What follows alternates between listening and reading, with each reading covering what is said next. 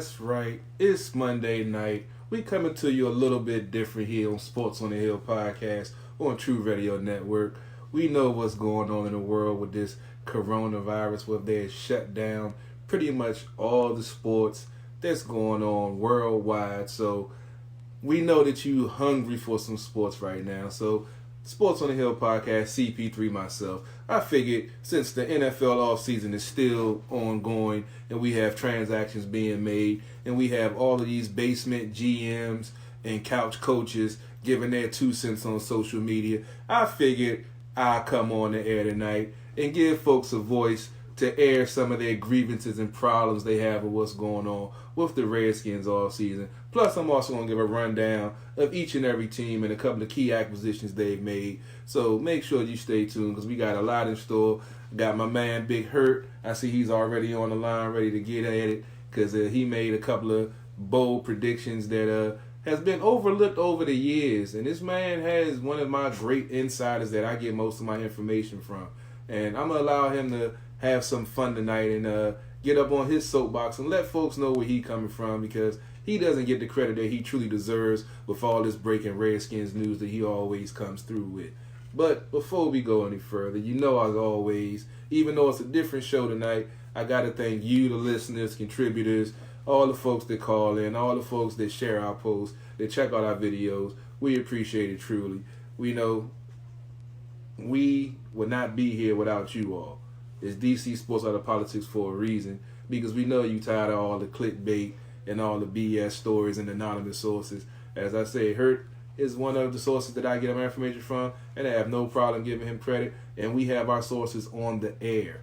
We don't hide them. We don't, put out articles and put out links for y'all to just boost our numbers up, which we might start doing because it's about that time. But without further ado, I'm going to go ahead and bring on my man Big Hurt, because I know he got some stuff he want to talk about tonight, especially with this Redskins free agency. I'm hoping to get some other callers in that have some problem with what's going on. Big Hurt, how are you doing tonight, bruh? Doing pretty good. Nothing makes you feel better than just being right and kind of rubbing people's faces when they doubt you. When you only have a track record of being right. It's I don't know, man. I don't know. I'm feeling pretty good. I'm glad to hear it, man, because like I've told folks, you are one of my great inside sources, and since I've known you and we've been doing this show and we've been talking football, you've been about 98% right on all the stuff you've told me, so I have no problem. When you tell me something, I have no problem taking it and running with it if I'm allowed to take it and run with it. So I appreciate all the knowledge that you bring. I'm trying to get some inside sources myself that I can start cultivating, but I greatly appreciate all the insight that you've brought to Sports on the Hill podcast and some of the stuff that we put out there. But I guess I'm going to go ahead and jump into the latest before I go into all the rundown of the free agents. I know that's what folks can tune in for this latest Redskins news with Quinton Dunbar being traded to Seattle, which you predicted hours before it happened that the deal was already in place. You didn't get in specifics, but you knew this was going to happen. So give us some information on this deal and the stuff that you can divulge to the public that you're allowed to. Yeah, and again, these aren't guesses. These are people I speak with, and I have different people who are inside the park, inside other places, who give me information. And one person's usually never enough, except for when that one person has a track record of being right and being specific. And they came to me yesterday and they said, yo, Quinton Dunbar next 24 hours. I said, great. Shortly after that, Quinton Dunbar tweeted, thankful. But I had to scroll back and look. I saw that he tweets that every single day. No. So immediately people were like, oh, you saw his tweet. I'm like, he tweets that every day. When's his deal going to get done? The next 24 hours. And when I say 24 hours, I mean, it was 23 hours and 30 minutes. And the deal was announced. So, and this deal has probably been done for about a day because, from what I understand, the Redskins knew they were getting the fifth back from Seattle before they made that the trade for, I already forgot his name. Kyle Allen. I keep wanting to call him Josh Allen. Yeah, Kyle Allen. before they made that trade. And there was even speculation that the Redskins may have wanted to send Seattle's pick instead of their own. So I guess their pick would be higher. But that's not the way it went down. So they knew they were getting the fifth back before they traded them. They already knew that. But within this, like yesterday, what I understood was there were still 3 teams in the running. And I don't know what made Seattle the destination, but Seattle was the destination. And a lot of people are upset saying this is a great trade for Seattle, bad trade for us. No, it's a good trade. Yeah, it's definitely. We're changing the culture. We're getting rid of a player who didn't want to be here, and we're getting a draft pick. No problem here. From an undrafted player. Round, but honestly, how many times are you going to hit the 5th round? Really? Exactly, and the fact that I believe that Dunbar was an undrafted free agent when we signed him, and converted from wide receiver to cornerback. That's the only thing that I don't like about it, the fact that he developed into one of the top corners in the league. Unfortunately, he doesn't want to be here, but like you said, culture change, and I feel it. If you don't want to be here, roll. And that's the only thing that I'm upset about. And I guess I'm going to go ahead and ask, because like I said, you're one of the inside guys. Any word on Trent? Any possible suitors for him to get up out of here shortly? Cleveland wants him. I can tell you this before you hear it anywhere else. Cleveland is asking the Redskins to go down in price. It looks like Trent and Cleveland have a deal in place for an extension, and they just want the Redskins to go down from a 2nd to a 3rd, which further reinforces what I've always been saying, which is a first-round pick for Trent was never in place. It was never a real deal, and it got leaked because there was some anti-Blue stuff going on, and just to inflame the fans in the area. But if Trent was worth a first-round pick then, he would be worth a first-round pick now. And that's what I'm trying to tell people. You can't believe everything that comes out. Believe the people who have a track record of right. None of the people who reported that Trent Williams was being traded, that Cleveland was offering a first-round pick and their young tight end for Trent Williams. None of those people have a track record of being correct. And those same people are the ones who are spreading rumors now about the coaching staff not liking Haskins, and Dan Snyder's the only one who wants Haskins, and that Tua's in play. None of those things are true. But yeah, it looks like Trent's going to end up going to the Browns. But the Browns want the Redskins to make it a 3rd-round pick instead of a 2nd-round pick. And the Redskins seem pretty dead set on the 2nd-round pick, but I don't think they're going to have a choice. I think you're going to see Trent go for a 3rd and maybe a 5th or a 3rd and a 6th or a 3rd and swapping 5th-round picks, something like that is what I think you'll see Trent go for. Or maybe they'll stand firm and say, hey, either pay the 2nd-round pick or we'll keep him. And with the new CBA, it makes it really hard for holdouts, because I believe in the new CBA. Don't quote me on this. If you hold out, the teams now can roll your contract over for another year. Oh, wow. I believe that's in the CBA now. Oh, wow. So holdouts aren't going to just be holding out these days. It's not going to just be happening anymore. Wow, I definitely got to check out that new CBA, because that's in there. That's going to be a game changer, because that changes the whole complexion. I check it out also. Yeah, that changes the whole complexion of the negotiation process right there. If they going to roll, if they're going to roll it into another year, then the players have no leverage to hold out. Then wow, yeah, I'm gonna have to get a hold of that CBA. And again, don't quote me on that. Don't quote me on that. Yeah. I've just been told that. All I was told was that the new CBA makes it very difficult to hold out, and that's the only thing I could imagine being the reason why. It must be something having to do with, you hold out, we holding out that money. Yeah, no doubt. We definitely are looking at that. We might have to do a show on that by itself. But you mentioned earlier the Kyle Allen deal from Carolina, getting him as the backup quarterback. And a lot of fans are upset about it. I'm waiting on this one particular fan. I'm not going to call him out now, because last time I called him out, they got a little upset. Felt like I put him on the spot. But I'm waiting for this one fan to call in, because they always have a problem with any move that's being made. And I want to tell them why this is a good move But I'm going to let you say why it's a good move first before I get into my points of why it's a good move with bringing in Carolina for that 5th round pick that they just recouped back.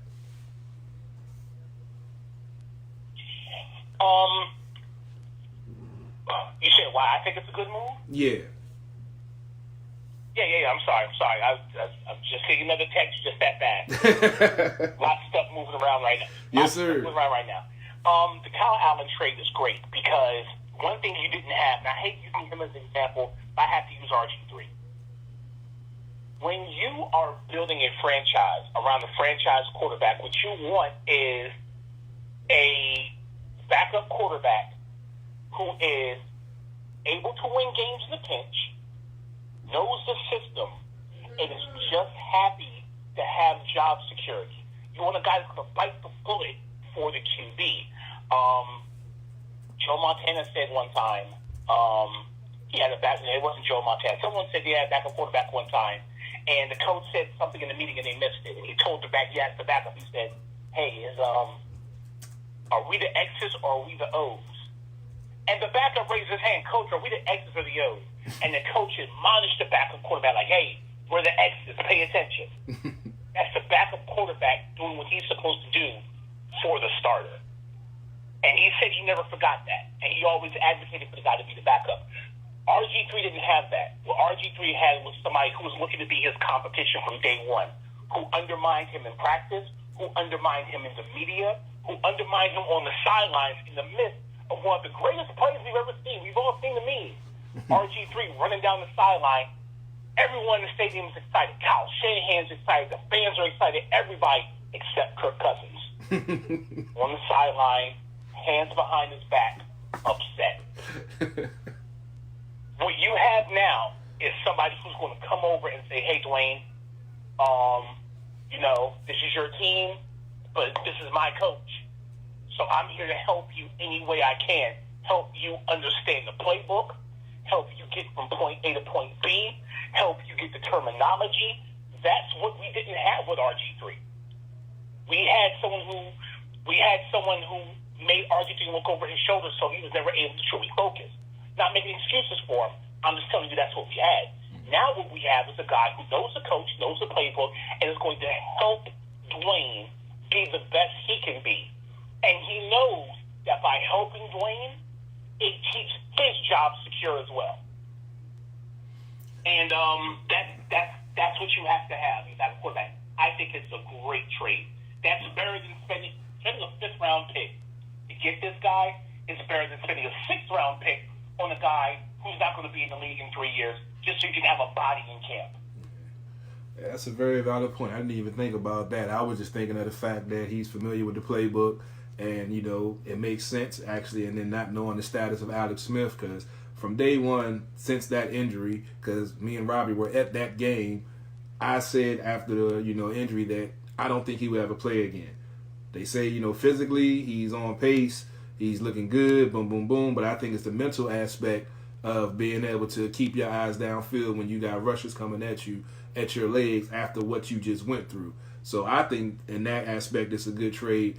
Alex is still going to be on the contract, still going to be on the roster, but I don't know what the feel is about it. Have you heard anything about the Alex Smith situation? Because I've been very eager to, hear. I have not. Yeah. I've asked, and that is something that I have not been able to get close to.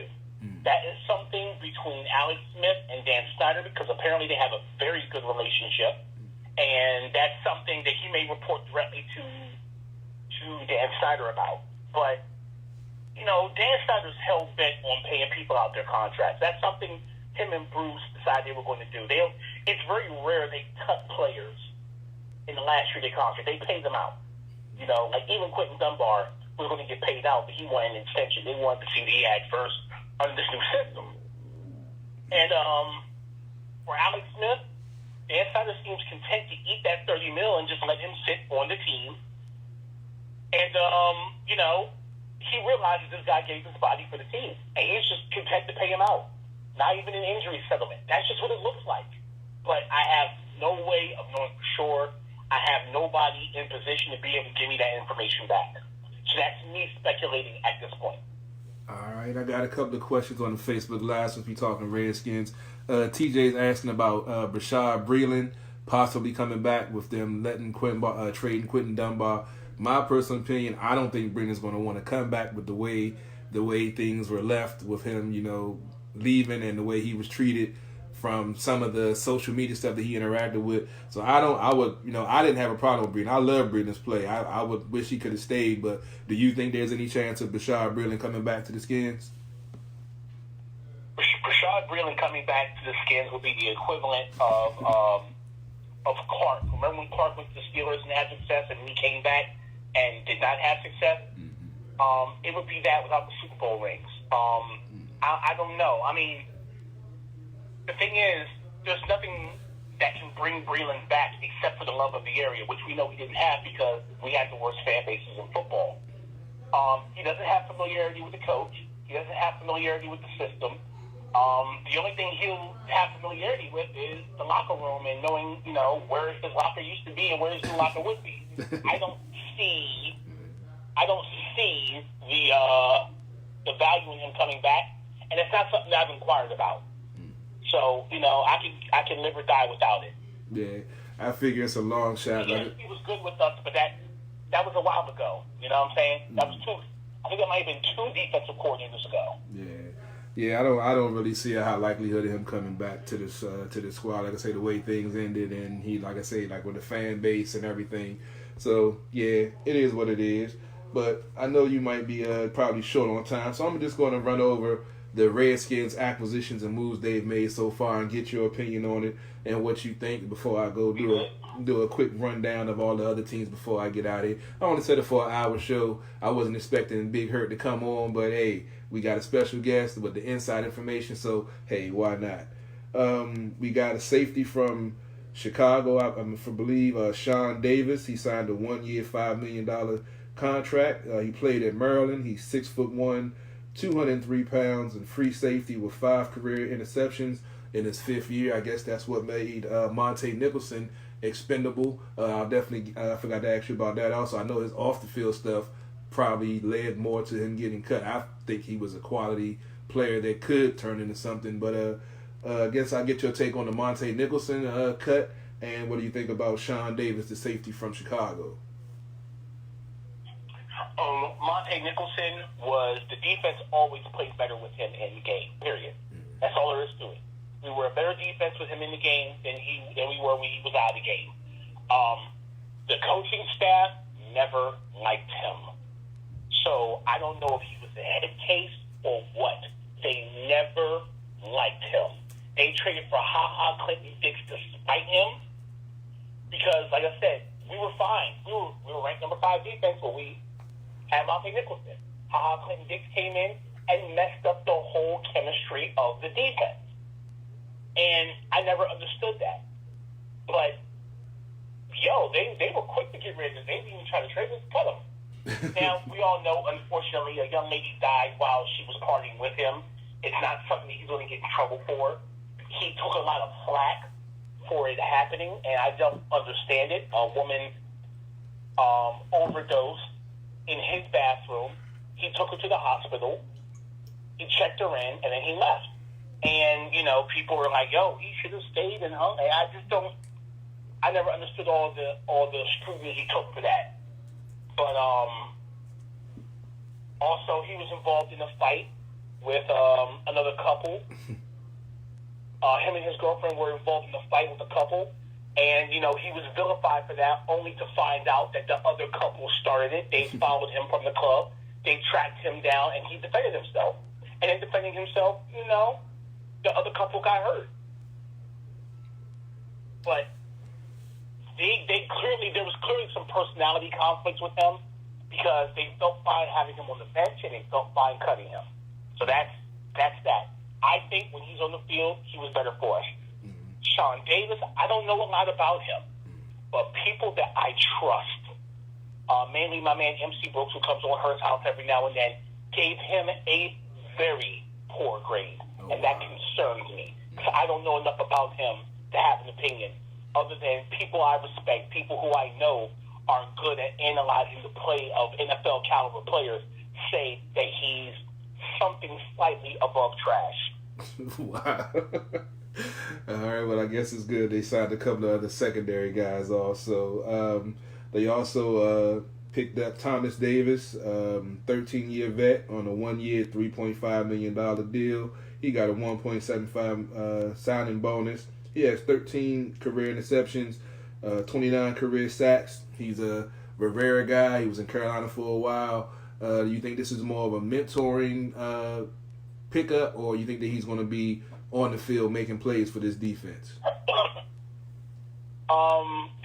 This is the equivalent of, hey coach, are we the X's or the O's for Bostic and the other linebackers and Chase Young? Okay. I do think he'll be on the field making plays because, we've seen in the NFL linebackers, guys who are doing the hitting can last a little longer than the guys who are getting hit. So yeah, he may give us one good year, maybe two, before, it's time to move on from him. But more importantly, there's somebody who knows the defense, who knows what the coach expects, who knows his habits. You have to have those guys on your team. You have to have guys who are familiar with the way the coach moves and thinks and feels on your team. So I think that's a good pickup. Yeah, that feels like a London Fletcher type move right there. You got a general that knows the defense that folks going to respect and going to listen to, and knows pretty much anything you need to know on that defense. And he's seen pretty much everything on the offensive end. So that's the way I look at that move also, even though some folks are upset that it's an ex-Carolina player, which I don't get. But next move I'm going to talk about, we spoke about it briefly. Kendall Fuller got a 4-year, $40 million deal. Excuse me. He's played 6 career interceptions. Virginia Tech guy, Redskins drafting him. Was he undrafted? No, that's what they did draft. He was a late, a 5th round pick? Because, I think it was a 5th round or a 6th round pick. He was low. He was a low draft pick, yeah. Because he was injured, and they cultivated that into the trade for Alex Smith. He went to Kansas City, got a Super Bowl ring, and has come back to the team. And he said he would love to bring a Super Bowl championship back to this team. If you followed Sports on the Hill podcast, I believe we had you on talking about Kendall Fuller when we drafted him, the potential that he had, and the fact that they were able to cultivate a low draft pick into getting Alex Smith, into the fact that he's went to Kansas City and showed that he is that type of player with interception in the Super Bowl and has a ring and coming back. I pretty much think you like this move also. What do you say, Hurt? I do like the move. Now this is Ryan Clark right here. He was good on our team. He's gone. He gets the Super Bowl. He comes back. He's still young though. Yeah. Got to him in the 3rd round, pick number 84 in 2016. Okay, He's still young, so we can still get some of those prime years. My only issue was, and still to this day, is that he is a slot corner. He's the best slot corner in the game, but you cannot put him on the outside. When he was on the outside in Kansas City, he was exposed. He's a great slot corner, and that's no small feat. I don't know if the market dictates that $40 million for 4 years for a slot corner is a lot of money, but he's happy with it. I'm happy with it. He's not a scrub. He's a quality player. Yes, sir. So, I would have much rather had Quinton Dunbar 10 years for $40 million. 4 years for $40 million, if we're going to be honest. So, agreed. Eager to see what kind of deal Seattle signs him to. True. That's something we do need to look out for with that extension going to be, because he was making $500,000 in his rookie contract. So I understand his beef. I don't know. Yeah, I don't understand. I don't know if they offered him something or they were just going to make him ride it out. But they made a decision. They got him out. They got a 5th round pick, and both teams are moving on in a different direction. This signing I'm not sure what this means for Chris Thompson or Bryce Love, hasn't took one snap. But J.D. McKisson has been in the league 2 years, came out of Arkansas State University. He's a 3rd down back. Really hasn't done much, but they decided they wanted to sign him. They said he's a shifty, kind of quick, versatile back, a 3rd down guy. Do you have any familiarity? He was with Detroit last year. The only thing I noticed was that Chris Thompson had a very somber post, or a very somber tweet along the lines of, "Hey everybody, I know I haven't responded, but I will soon. Thanks for all your support." That was one of those type of tweets that went out right behind it. Thompson, let's be clear. Thompson and Dunbar are very loyal, and Josh Norman also, very loyal to a fault, Jay Gruden guys. These guys were Jay Gruden guys because Jay Gruden put them, because he liked them, he put them above anything else going on. They were Jay Gruden guys. They liked the lax practices. They liked that, they stood by Jay stood by them. Even Chris Thompson toward the end was a little upset about the way Adrian Peterson was done. He still maintained his loyalty to Jay Gruden. So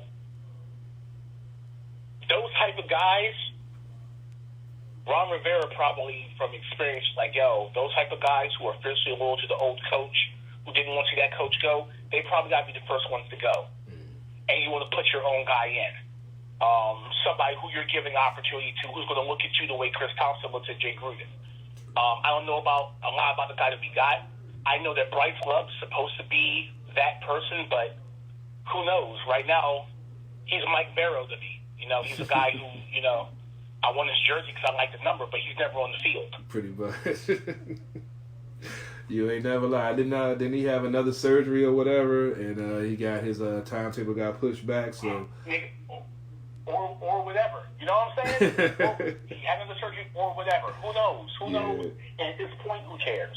Yeah, you can't talk about potential. Potential done got many coaches fired. We done said that many a times.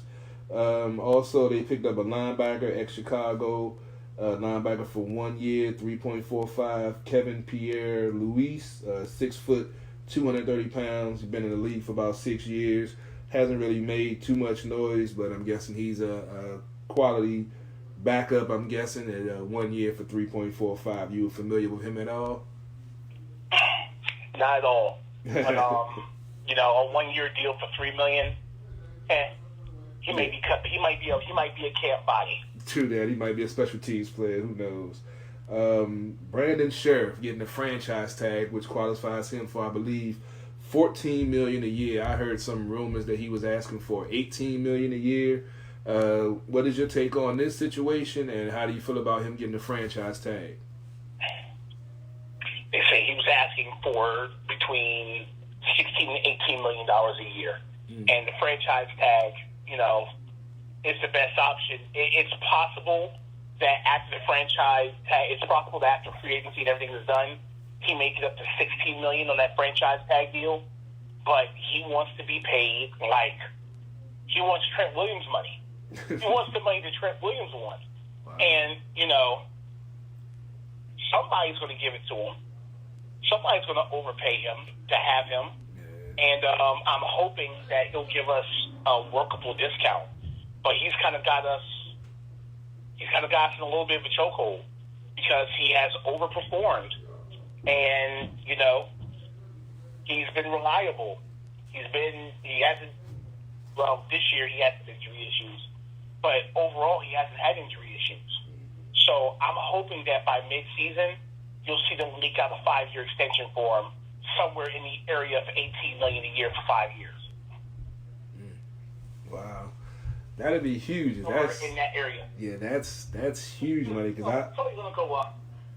Yeah, true, because I've been looking at some of the signings around the league, and some of these offensive, and it's goal season for the offensive linemen because they've been getting some quality paychecks coming out of early free agency, and it definitely pays off. And going to the next offensive lineman, I don't even know how to pronounce his last name, Wes Schweitzer, offensive guard. He got a 3-year, 13. Say that again. Wes Scherster. Scherster. Okay, yeah, hurt. He's that's a big dude, 6'5", 300 pounds. Got a 3-year, $13 million deal, $13.5 million deal. It's his 4th year in the league. You familiar with him? I believe he came from, was it Tennessee? I can't remember. Atlanta. Okay, are you familiar with him at all? And do you think he's going to be the left guard, filling in for Eric Flowers, who left via free agency? I read up on him, and the first thing I read was that according to the PFF, he was the number 61 ranked guard in the NFL. Okay. Can you picture me sitting there with numbers floating above my head, trying to figure out what 61 means. I'm like, 61, right, number 61 guard. Okay, let's see. There are 2 guards per. There are 32 teams. That means there are 64 guards. And he's 51. So if he's ranked number 61, wow. What the fuck are we doing? This is one of those situations where you have to remember, Rivera saw this guy play twice a year. He saw this guy play twice a year, and he probably saw something in him that said, ooh, man, he's not being coached properly. If I had him, I'd do something with him. He's seen him twice a year. He's played against him. And for him to play against this guy twice a year and want him on his team, he must know something that we don't. He must think that he'll be good for the scheme that he's bringing in. So this is a huge wait and see for me, because this is Rivera. And folks, let's be clear about this, okay? This is Rivera's show. Rivera is telling people who he wants. He's running the show. Kyle Smith is just making it happen. So there's no quote-unquote Bruce Allen to blame, you know? Rivera's been around for a long time. He's seen a lot of players. He's been training for this job since 2 weeks after he got fired, since Thanksgiving. He's been training for this job since Thanksgiving when he got the phone call from Dan Snyder, and Dan Snyder said, hey, I want you to come in. He's been watching game film ever since. So he knows who he wants. So I have to trust him until I don't. I feel you. He deserves that trust. You know, a lot of folks gave Jay that trust, and he didn't deserve it. Ron, because he's been there before. He's taken a team from 2-14 to the promised land, even though they didn't win it all. Took them to the Super Bowl. So you have to give him some respect and some credit for what he's done from his previous record. So I'm, you know, like you said, I'm going to ride with it and see what happens until he shows me different. When Jay Gruden passed on, Wade Phillips, and he signed, I don't even remember his name as defensive coordinator. Joe Barry. I forgot his name. But when he signed Joe Barry, it was one of those, well, Jay must know something. It was one of those moments where it's like, yo, I can't justify this shit. Yeah. Let's wait and see. And, you know, it didn't take long for us to find out that, you know, why that Joe Barry thing really happened. Yeah. I don't want to rehash that because I don't want to drag Jay's name through the mud anymore. I mean, I do, but we don't have time for that. There's always going to be time on my show to drag Jay's name through the mud. Yeah, but, yeah, this is a head scratcher. This is a wait and see moment if there ever was one. I feel you. All right. But then again, whoa. Then again, so was Eric Flowers. True. And I like to, you know, poke my chest out a little bit, Dujanay myself. We said that Eric Flowers would be able to transition from tackle to guard, and he would be a quality personnel, because he just lacked the footwork. He had the technique. He just didn't have the footwork to be a left tackle against those edge rushers. He was just out of his class. But being that he was on the interior and basically protected by the tackle in the center, we felt that he would do well at the offensive guard position. And here we are. Yep, he got I did right there. He got I'll go over the quick list of, I wrote down his numbers. I still can't believe. I think he got $10 million guaranteed, a $13 million 2 year. It might have been more than that. I got to look at it. I wrote it all down. But let's go ahead and get through the rest of these Redskins acquisitions. One of the ones that I'm happy about, they re-signed John Bostic to a 2 year, $6.6 million deal.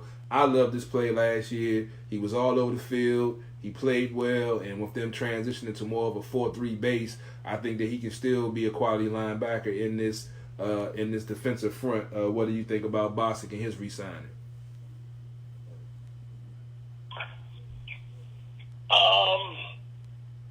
I like Bostic. I like him a lot. No problem with this re-signing at all. He's just one of those guys. He was always around the ball. He was always on the ball. He didn't quite have the speed, but, man, he had the instinct. He was always going the right way, just not as fast as everybody else. But that's still somebody you want to see. Good re-signing. Quality, I agree. They signed the offensive tackle, another big guy, Cornelius Lucas, 6'9", 328. It's his sixth season in the league. They signed him to a 2-year contract. He's a big dude. I'm guessing he's going to play that left side. Have you been familiar? I can't remember what team he came from. I didn't write it down. Are you familiar with this big size man they got on the offensive line now? No. All right. No, to be honest. Yeah, I got to look in some foot. I just wrote down some quick notes. In the last acquisition, Logan Thompson, the tight end, 6'6", 250 pounds, a fifth year. I remember him in Detroit. He had some, he has some skills, and this team is lacking definitely in the tight end department. Are you familiar with Logan Thompson a little? I've seen some of him, and I believe he played against the Skins a couple of times, and he has quality hands. I'm not sure about his blocking ability, but he can definitely catch the ball.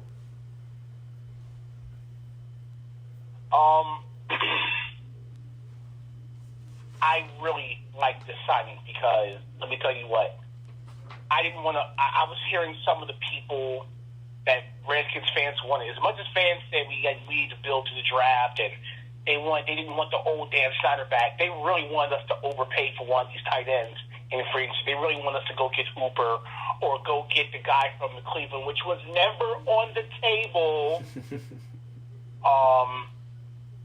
I like this under-the-radar guy. I like this under-the-radar signing, and I hate Jeremy Sprinkle. Whoa. It didn't pan out. Why do you hate Sprinkle? Because he drops, first of all, in my 53 breakdown that I did after preseason, where I predicted 51 of the 53 people. Well, I predicted all 51 players that we ended up keeping. The only one that I missed, and it didn't matter because it fell outside the 53, was J.P. Holtz. I thought J.P. Holtz would stay before Sprinkle because J.P. Holtz was clearly better than Sprinkle. But I was worried because Sprinkle seemed to be a guy that Jay Gruden was trying to spotlight the way he tried to spotlight Kirk, the way he tried to spotlight Trey Quinn. One of his guys that he wanted to spotlight.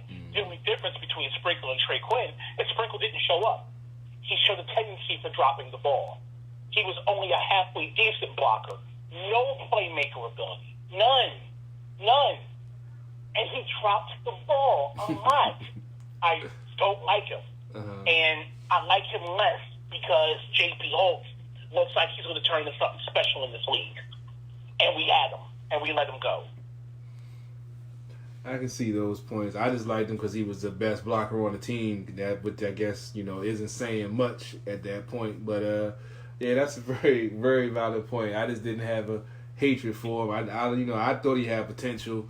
I know he was a J guy, but I thought he could have potential to at least be a backup with Jordan Reed and Vernon Davis no longer being with the team. I feel like he could at least be a serviceable backup in blocking situations or a 2-3 tight end set. But some valid points. Anything you want to get off your chest before you roll, and you want to plug the show? If you having the show this week, I know everything is really shut down, but I don't know if you want to talk some Redskins and now let folks know where they can find you at and what you got going on for Herd's House coming up. I honestly don't know what I'm going to do for Herd's House this week. If nothing big happens, if nothing else happens this week, I'm probably going to swing back to this show and take the week off, but I'll probably jump out there and do a show on Thursday, same network, 8 p.m. If we end up moving Trent. If we end up moving Trent, or depending on how I see the reactions moving to this Kyle Allen trade, maybe I'll jump on. But I do have to step. Thanks for having me on, though. I really appreciate it, man. Keep doing what you're doing. You out here, man. I appreciate it. Hey, man. I appreciate you calling in, man. Love chopping it up with you. It's been a minute. Sorry I didn't get to call to see your anniversary show, but congratulations on 5 years, man. Keep on doing what you do and keep on bringing us that Redskins Insider News. Hey, man. We out here, man. True Radio Network. Let's get it. Yes, sir. All right, man. You have a good night, and I'll holler at you. All right, we appreciate Big Hurt calling in, giving us all that great Redskins insight and knowledge that we don't get nowhere else. You sat here for 40 minutes and chopped it up with one of my insiders that gives me most of the information that I share with you guys that you won't get anywhere else. Now, I'm going to do a quick rundown of some of the key acquisitions made throughout the league. Then I'm going to get ready to get out of here because I appreciate y'all tuning in. I know y'all been feeling for some sports. I know y'all ready for some football because I know I am too. But let's quickly go down. Feel free to comment. I'll respond back to the comments after I end the Facebook Live feed because we got like 20 minutes left on the radio show. I only set it for an hour. Wasn't planning to have Big Hurt come on, but as always, we appreciate it. That's Thursday nights, 8 o'clock, True Radio Network. You know I'm going to share the link, so if you want to holler at my man Hurt on his show, he a lot more loose.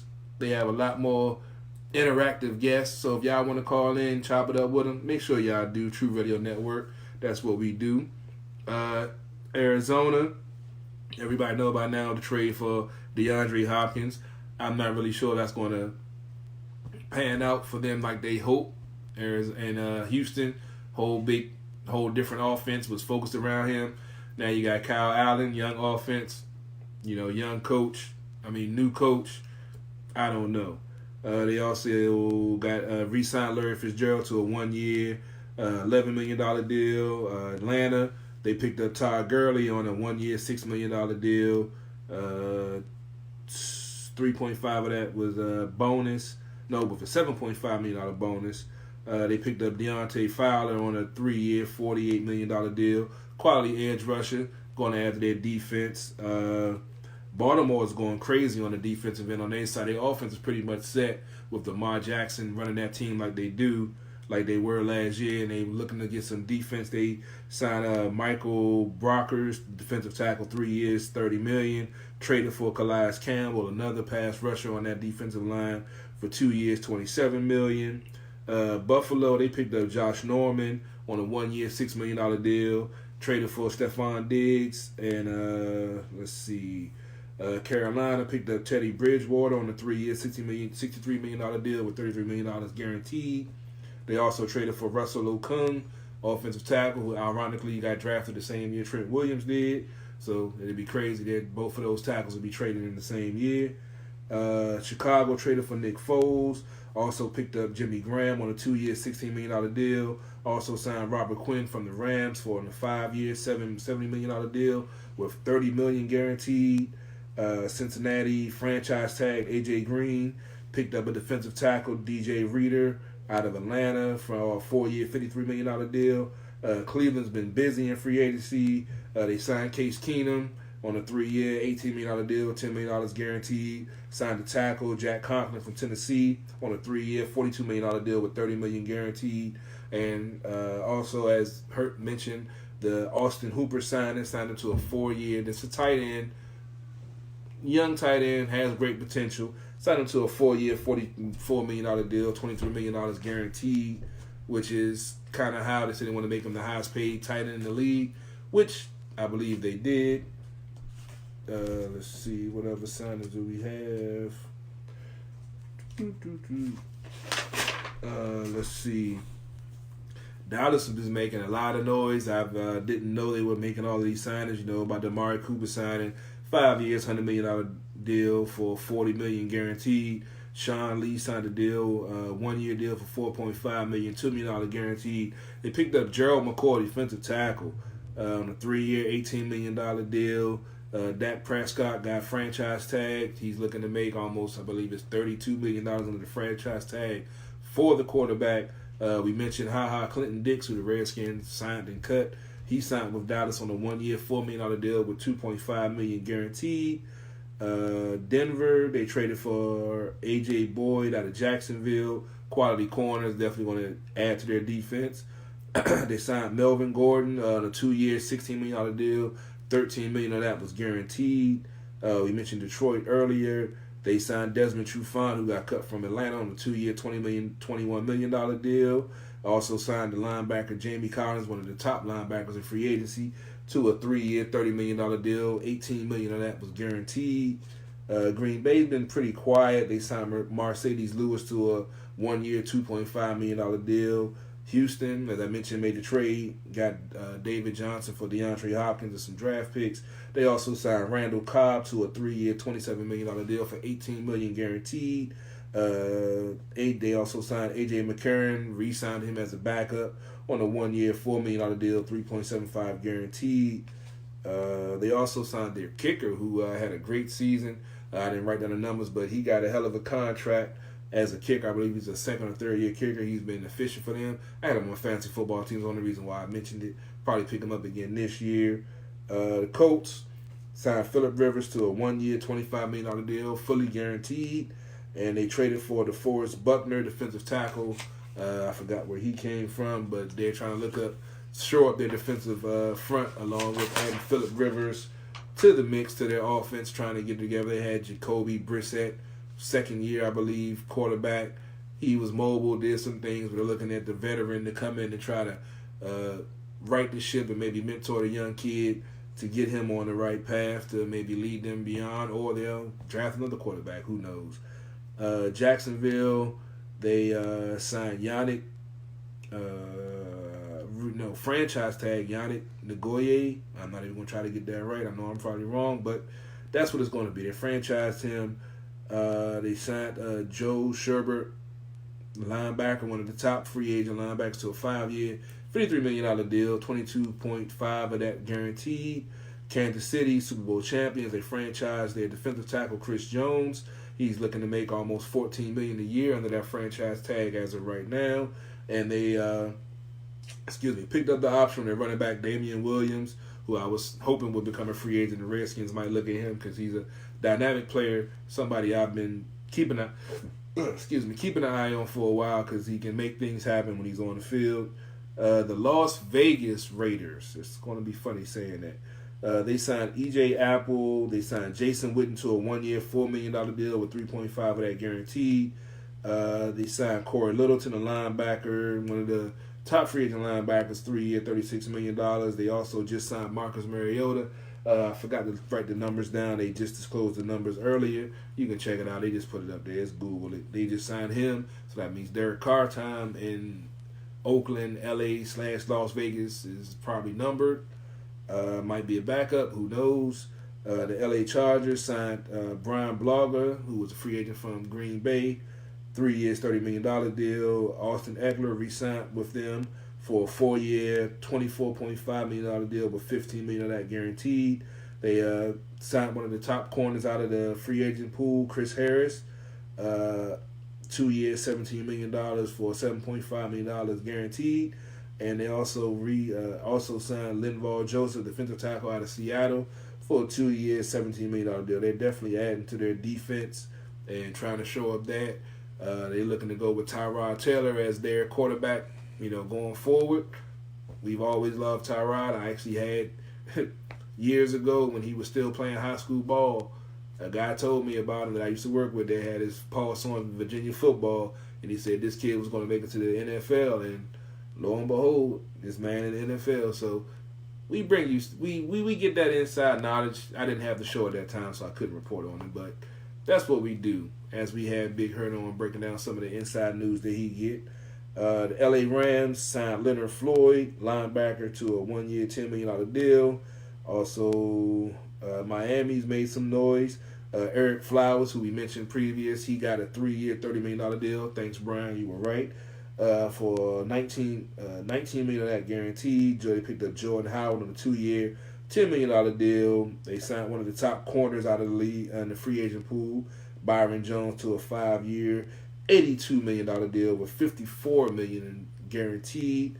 And they also signed linebacker Cal Van Noy out of Tennessee for a 4-year, $51 million deal with $30 million of that guaranteed. Minnesota signed the kicker Dan Bailey to a 3-year, $10 million deal. One of the top safeties in the league, Anthony Harris, they franchised him. And they picked up a Michael Pierre, defensive tackle, for 3 years, $28 million, $18 million guaranteed. New England actually franchised the offensive guard Joe Thuney. They signed Devin McCourty, safety, who they drafted, to a 2-year, $23 million deal, $17 million of that guaranteed. They also signed Brian Hoyer, quarterback, to replace Tom Brady, of course. And let's see, New Orleans re-signed Drew Brees to a 2-year, $50 million deal. They also signed Emmanuel Sanders to a 2-year, $16 million deal. They picked up ex-Redskin, ex-Arizona Cardinal DJ Swearinger, safety for 1 year, $1.1 million, and signed Malcolm Jenkins, who just got cut from the Eagles, I believe, for 4 years, $32 million, $16.75 guaranteed. The Giants, they've made a lot of noise. They signed one of the top corners of the league, James Bradbury, from Carolina, 3 years, $45 million, $32 million guaranteed. They signed Colt McCoy as a backup. They franchise tagged Leonard Williams. They picked up one of the quality linebackers, David Mayo, 3 years, $8.4 million. The Jets, they added a cornerback, Brian Poole, and a center, Connor McGovern, for a 3-year, $27 million deal, $18 million. And to round it all off before we get out of here, because it's about time to go, got 8 minutes left in the show. Philly signed traded for Darius Slay, one of the top corners in the league. They gave him an extension, 3 years, $50 million, $30 million guaranteed. They re-signed Nate Sudfeld, ex-Redskins draft pick, to a 1 year, $2 million deal. They signed Jalen Mills, safety, to a 1 year, $5 million deal. Pittsburgh signed Eric Ebron, who left Detroit, who drafted him for a 2 year, $12 million deal. They franchise tagged their linebacker, Bud Dupree, and they actually working on a trade with Baltimore to trade Chris Wormley from Baltimore to Pittsburgh. The 49ers, they re-signed Eric Armstead to a 5-year, $85 million deal, $48 million guaranteed. They re-signed Jimmy Ward to a 3-year, $28 million deal. Seattle, along with getting Quinton Dunbar today, they franchise tagged Bruce Irvin. They signed Greg Olsen, the tight end out of Carolina, who was supposedly linked to the Redskins, which Hurt told you was a rumor, for a 1 year, $7 million deal. Tampa Bay made the huge acquisition of Tom Brady on a 2-year, $50 million deal that's fully guaranteed. They also signed John Pierre-Paul to re-sign him to a 2-year, $27 million deal. And Tennessee franchise tag Derrick Henry, signed Vic Beasley from Atlanta on a 1 year, $9.5 million deal, and gave Ryan Tannehill, who ironically was drafted the same year as RG3, a 4-year, $118 million deal with $62 million guaranteed after he helped lead them to the playoffs, and Marcus Mariota went to the Raiders. So, on that note, I'm about to get out of here because there's nothing else really to talk about. We covered all the sports. We had Big Hurt come on, talk about the Redskins in depth, more knowledge than we normally get. Appreciate y'all checking us out. I done already started cracking the adult beverages. So, on that note, CP3, live from the lab. I'm about to end this Facebook live feed now. Appreciate y'all tuning in. I'll come back and answer any of the questions that I didn't answer while on the feed. So, stay tuned. Next week, if like Hurt said, if they have any big splashes, Trent gets traded, you might see me back next Monday. You might not. Who knows? But stay tuned for Sports on the Hill podcast, True Radio Network, DC Sports About the Politics. It's not just a catchphrase. It's not just a motto. It's what we do. And I'm out.